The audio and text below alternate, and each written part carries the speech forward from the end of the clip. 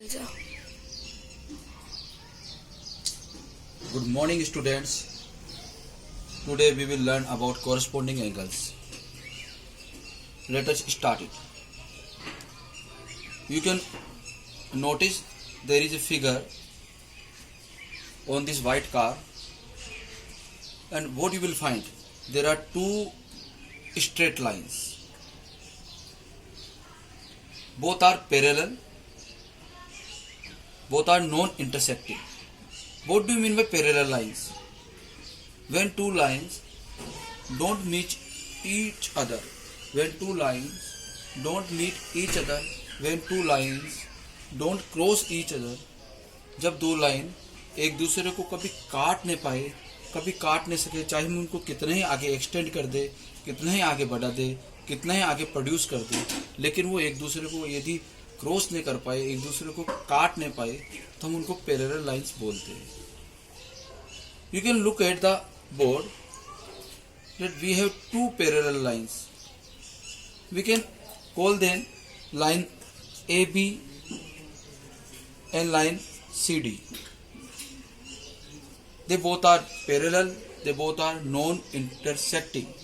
Means they will not meet each other at any point. You can find here another line which we call intersecting line or transversal line. When two lines, means two parallel lines, are intersected, are crossed by an intersecting line or transversal line, then we will find 8 angles. जब ये दो parallel lines, जब ये दो non intersecting lines AB और CD को एक third line, एक तीसरी लाइन जो कि इंटरसेक्टिंग लाइन है, जिसे हम ट्रांसवर्सल लाइन भी कह सकते हैं, इंटरसेक्ट करती है, मीन्स क्रॉस करती है, तो हमें 8 एंगल्स मिलते हैं. We will find 8 angles. Angle 1, angle 2, angle 3, angle 4, angle 5, angle 6, angle 7, angle 8. Now question rises, प्रश्न उठता है कि कोरस्पोंडिंग एंगल्स कौन कौन से हैं. तो आप याद रखिए, कोरस्पोंडिंग एंगल्स का पेयर होता है. पेयर मीन्स जोड़ा होता है. तो आप देखिए मैचिंग कॉर्नर कौन से है.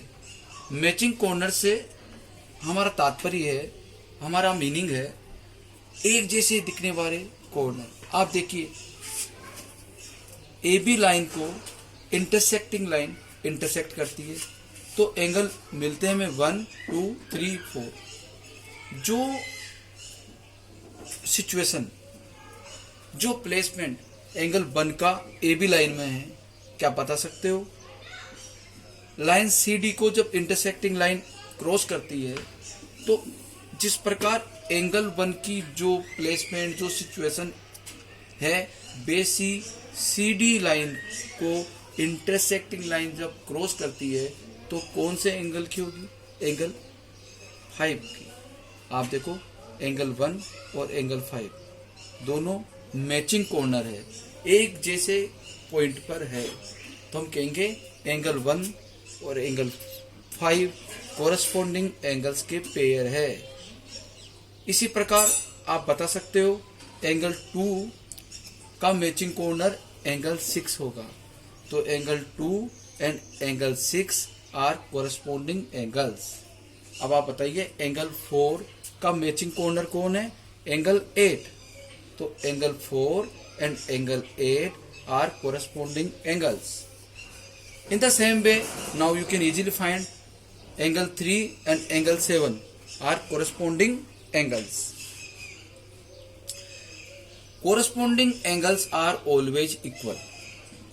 That is the most important point that we are here to learn. अगर आपको corresponding angle में, यदि आपको एक pair of corresponding angles में एक एंगल की वैल्यू दे दे, तो वो ही वैल्यू दूसरे एंगल की होगी. What does it mean? इसका मतलब क्या है? इसका मतलब है if angle 1 is equal to 50 degree तो इसका कोरस्पोंडिंग एंगल 5 है, then the value of angle 5 will also be 50 degree.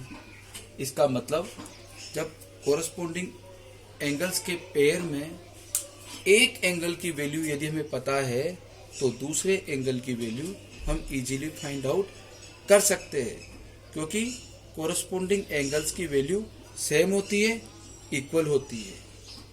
आप देखिए, अब देखिए आप, आइए हम principal of half moon linear angles का फॉर्मूला लगाते हैं। आप सबको पता है एंगल 1 और एंगल 2 ये दोनों मिलके आधा चांद बनाते हैं, हाफ चंद्रमा बनाते हैं, लीनियर एंगल्स बनाते हैं। और the principle of half moon says us the value of the measurement of half moon is always 180 degree. अब आप देखिए angle 1 is equal to 50 degree, तो easily we can find out the value of angle 2, that will be 180 में से minus कर लीजिए 50 degree. 180 degree minus 50 degree is equal to 130 degree. It means angle 2 की value आपके 130 डिग्री हो गई। पिछले लेसन में हमने पढ़ा था, in the previous video we have learned that vertical opposite angles are also equal, और हमें पता है एंगल 2 का वर्टिकल अपोजिट एंगल 4 है।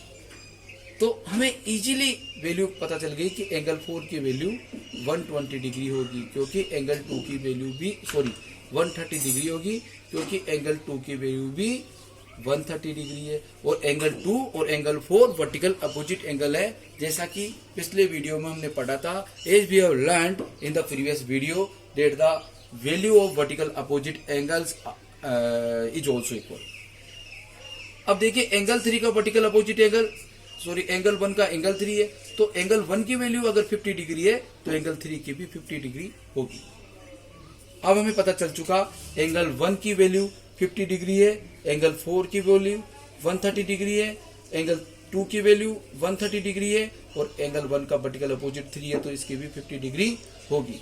आइए अब कोरस्पोंडिंग एंगल के थ्योरम से, कोरस्पोंडिंग एंगल के कंसेप्ट से हमें पता है कि कोरस्पोंडिंग एंगल्स इक्वल होते हैं, तो एंगल 1 की जितनी वैल्यू होगी the same value will be of angle 5।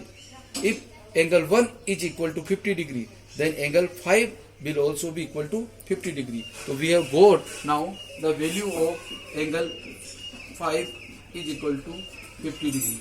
Now you can notice the value of angle 2 is 130 degree. आप 2 का corresponding angle कौन था? 6. Then the value of 6 angle 6 will also be 130 degree.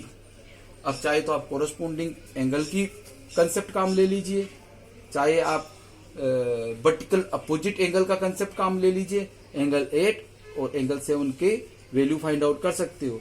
As we know the value of angle 5 is 50 degree and angle 5 and angle 7 both are vertical opposite angle, and the value of angle 7 will also be 50 degree, and the value of, as we know, angle 8 and angle 6 both are vertical opposite angles, and vertical opposite angles are equal. So angle 6 की value हमारे पास थी 130 degree, तो angle 8 की value भी 130 degree होगी। हम एक second example लेंगे यहाँ पर, और आप मुझे आशा है सेकंड एग्जांपल से पूरी तरीके से समझ जाएंगे, you will understand it completely. एक बार फिर से देखिए, we have 2 parallel lines, we have 2 non intersecting lines, and we have an intersecting line.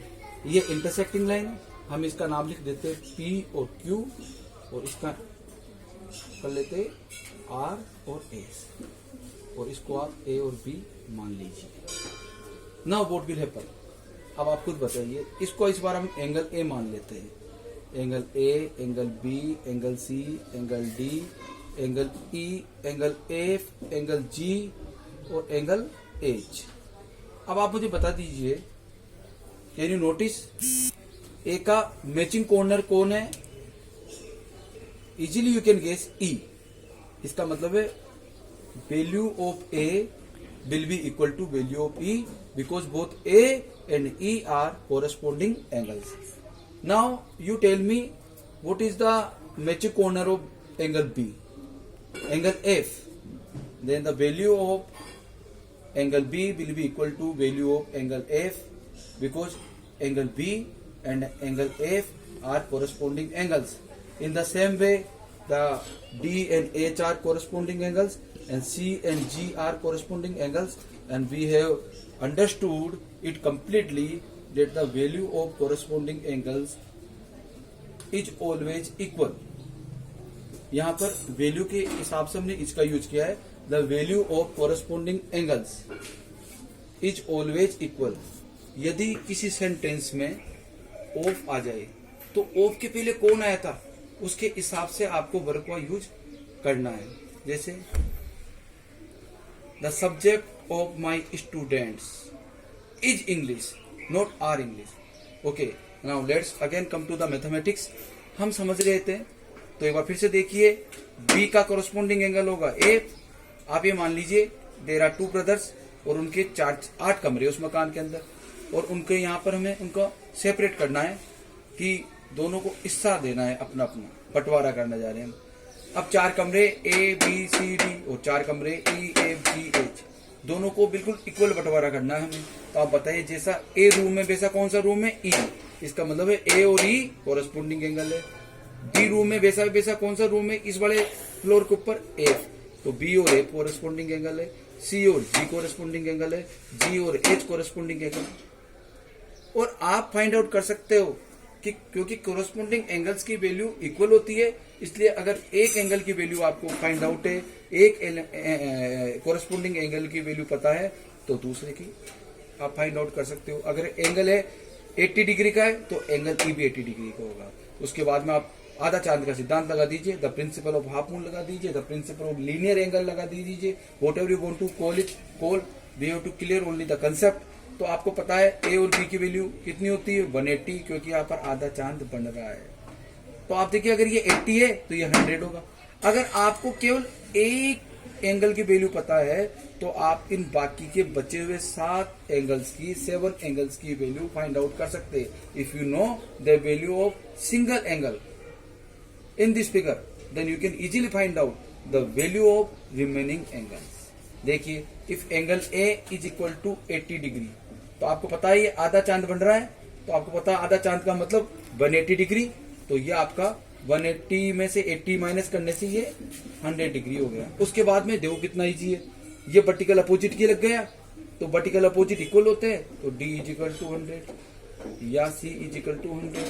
Sorry, ये इसका वर्टिकल अपोजिट है 80. अब देखो भाइयों का बंटवारा का रूल निकालते हैं अपन सीधा सा.